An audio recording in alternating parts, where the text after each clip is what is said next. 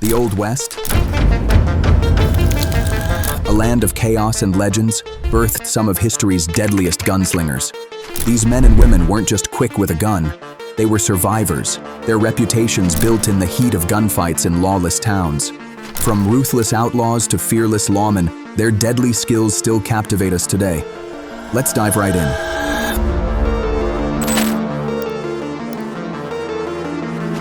Number 10. William Curly Bill Brocious. Known for his thick, curly black hair, Curly Bill took over the Cowboys gang after Old Man Clanton's death. Based in Tombstone, Arizona, the gang was infamous for cattle rustling. Curly Bill also served as a tax collector under Sheriff John Bean, though his heavy drinking often led to unruly behavior.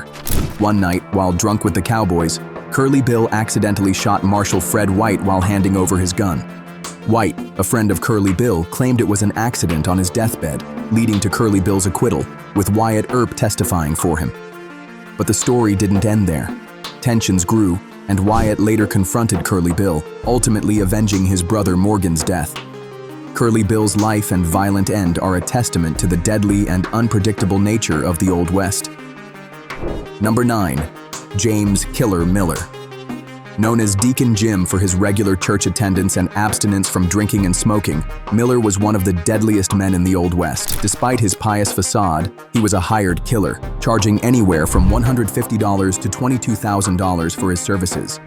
His preferred method was ambush, often at night, wearing a black frock coat that made him nearly invisible in the dark.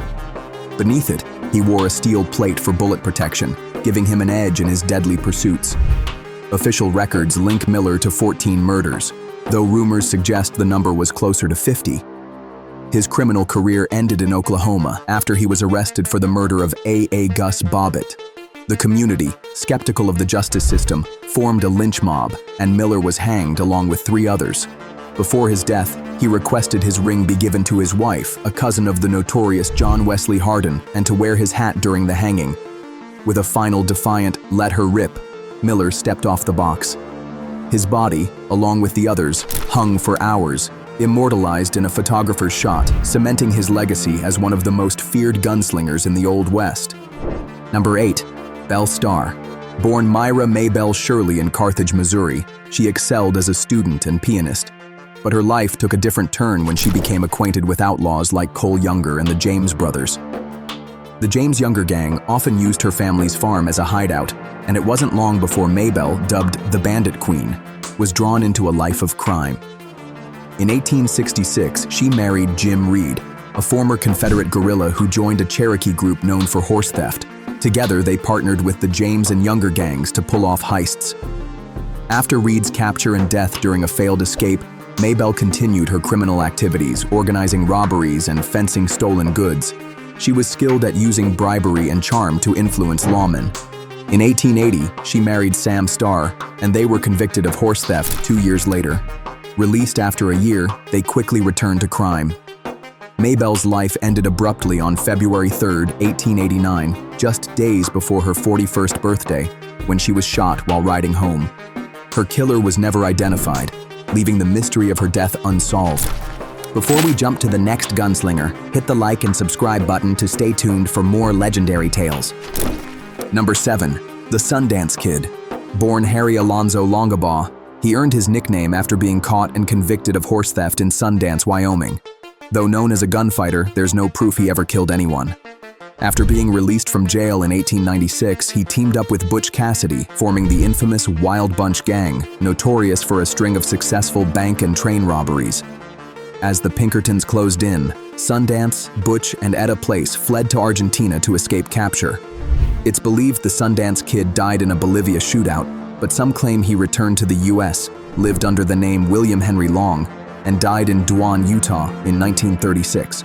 DNA testing is underway to uncover the truth and finally reveal the fate of this elusive figure from the Old West. Number 6.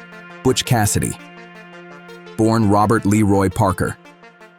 In 1866, Butch Cassidy grew up working on a ranch in Circleville, Utah, where he met Mike Cassidy, who became his mentor. After Mike taught him to shoot and gave him his first gun, Bob adopted Cassidy as his surname. His first brush with the law occurred when he was caught for taking overalls from a store without paying, but was acquitted. In 1889, Butch and his gang robbed the San Miguel Valley Bank in Telluride, Colorado, stealing $21,000. Using his share, Butch bought a ranch near the notorious Hole-in-the-Wall hideout. Though he struggled as a rancher, the ranch served as a front for his criminal activities. By 1896, Butch led the Wild Bunch, a gang behind some of the most famous robberies of the Old West. While many believe Butch died in Bolivia, some of his relatives insist he returned to the US and lived under a different name until his death. The true fate of Butch Cassidy remains one of the Old West's greatest mysteries. Number 5. Thomas Coleman, Cole, Younger. Cole's life changed forever when Union Captain William T. Wall killed his father after a violent altercation over advances toward Cole's sister. Already a member of Quantrill's Raiders, Cole joined the Confederate Army, but soon became involved in banditry. His name first surfaced after the 1868 robbery of Nimrod Long and Company, Bank in Russellville, Kentucky. Along with his brothers, he joined forces with Jesse and Frank James, carrying out a string of robberies across the Midwest. The Younger gang's reign ended in 1876 after a failed bank robbery. To avoid the death penalty, Cole and his brothers were sentenced to life in prison, but paroled in 1901. After his release, Cole toured with Frank James, speaking about their past. Embracing Christianity, Cole renounced his criminal past and spent his final years advocating for redemption. He died in 1916, carrying 11 bullets as a reminder of his violent past. Number 4. John Wesley Hardin. Born to a Methodist preacher, Hardin's violent path began at 14 when he stabbed a boy who taunted him. A year later, a wrestling match with an ex-slave named Mage escalated into a deadly confrontation after Hardin accidentally scratched Mage's face. The next day, Mage ambushed Hardin, and in self-defense, Hardin shot and killed him. Due to his Confederate past and the prejudice against him, Hardin couldn't expect a fair trial. He went into hiding but eventually confronted a group of lawmen, shooting and killing all 3 who pursued him. After multiple arrests and escapes, Hardin ended up in Abilene, Kansas, where he crossed paths with the legendary Wild Bill Hickok. While staying at the American House Hotel, Hardin shot and killed a noisy man in the next room. He fled back to Texas, where his life continued in hiding until his eventual capture. Sentenced to 17 years in prison, Hardin studied law and began practicing after his release. His life came to a tragic end when he was shot in the back of the head during a dice game. Hardin's life was marked by violence, legal battles, and an unlikely redemption, painting a portrait of the chaotic and unpredictable nature of the Old West. Number 3. Billy the Kid. One of the Old West's most legendary figures, Billy the Kid's story is often exaggerated. While he's remembered as a ruthless outlaw, his life was more complicated. Billy turned to crime out of necessity, not out of a love for violence. Those who knew him described him as brave, resourceful, and even humorous, traits that might have led to a different life under other circumstances.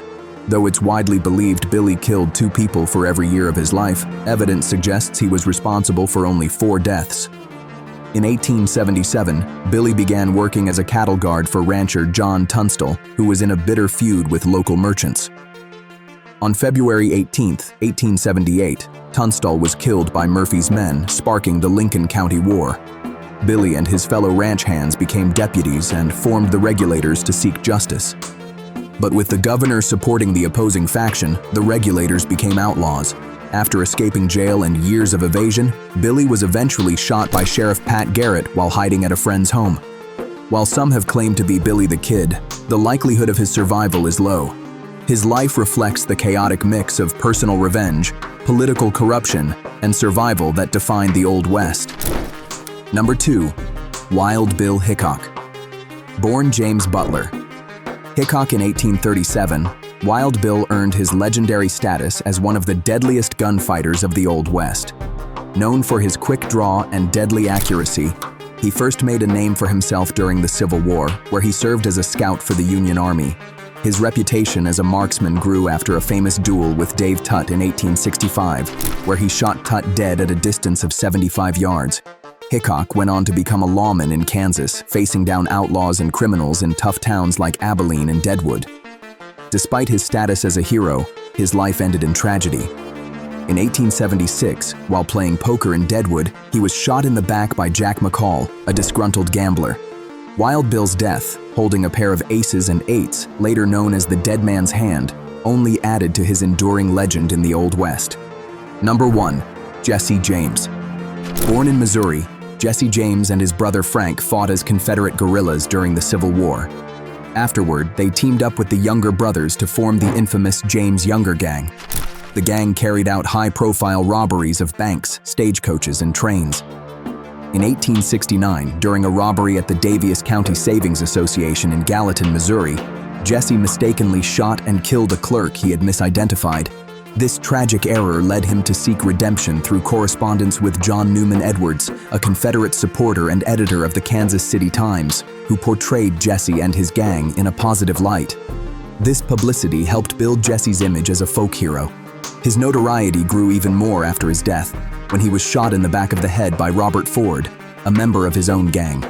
This betrayal added a tragic chapter to his story.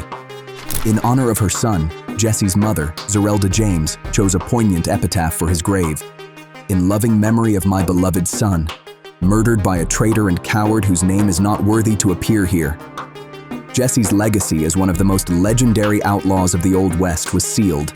As we wrap up our journey through the Old West's deadliest gunslingers, it's clear each left a lasting mark with their skill and daring. Their stories blur the line between legend and reality in a time when only the bravest survived. If you enjoyed these tales of frontier heroism and infamy, please like and subscribe to our channel. Join us for more thrilling stories, documentaries, and deep dives into the legends that